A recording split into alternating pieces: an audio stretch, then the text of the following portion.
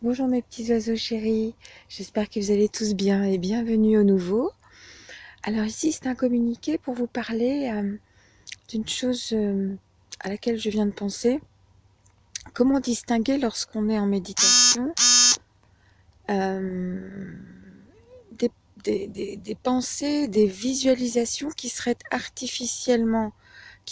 artificiellement dédiées, de véritables visions.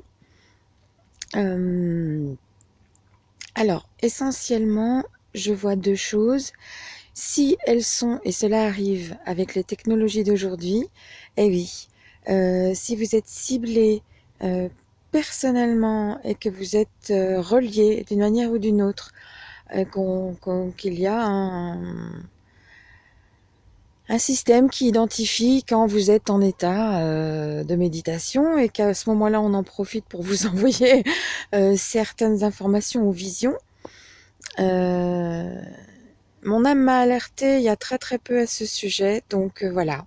Ça veut dire que ça existe, ça veut dire que c'est possible, et ça veut dire qu'il faut apprendre à être vigilant, à distinguer, voilà. Mais voilà, plus on est attaqué, hein, même dans notre fort intérieur, et plus ça nous apprend à nous connaître et à devenir plus fort, plus grand, plus sage, voilà. Hein. Il y a cette voie-là qui est possible à prendre. Alors, simplement, lorsque votre âme ne rayonne pas, ne résonne pas avec ce que vous recevez comme image, quelle qu'elle soit, et quoi que ce soit que vous entendiez aussi comme voix, dites-vous que c'est très très probablement artificiel, tout simplement. Alors coupez-vous de cette voilà, mon conseil, c'est pas un ordre, mon conseil c'est de vous couper, vous décidez de vous couper, vous dites consciemment, parce que là c'est quelque chose d'étranger qui est dans votre sphère de souveraineté, ok.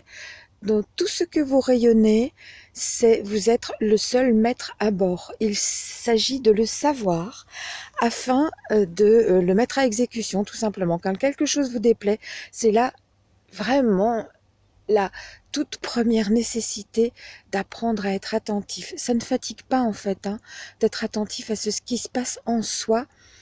On apprend très très vite, ça devient tout naturel à un moment donné, quoi.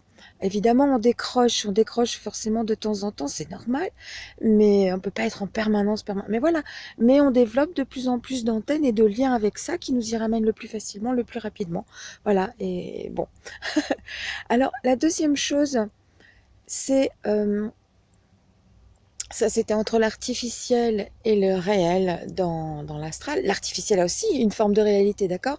Mais ce ne sont pas des entités autonomes qui s'adressent à vous, ni de réelle réalisation, de transmutation qui se passe en vous. On vous les fait croire, on vous le fait croire en vous envoyant une image, voilà, enfin qui est synchronisée avec votre aura, etc. Voilà, ça n'est pas si difficile pour qu'il y ait la technologie, je vous assure. Bref. Donc, hein, vous comprenez bien qu'on envoie des images simplement par les ondes, qu'on ne voit pas, qu'on ne sent pas, hein, d'un téléphone à l'autre. Alors vous imaginez bien que si on vous localise, on peut très bien faire ça. Bon bref, il y a tellement de satellites partout qui sont balancés maintenant à quantité astronomique en permanence.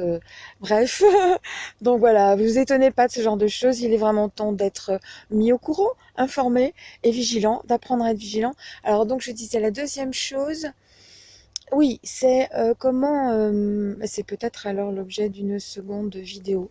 Voilà, je vais couper parce que c'est en effet l'objet d'une seconde vidéo. Je vous embrasse, je vous dis à très bientôt.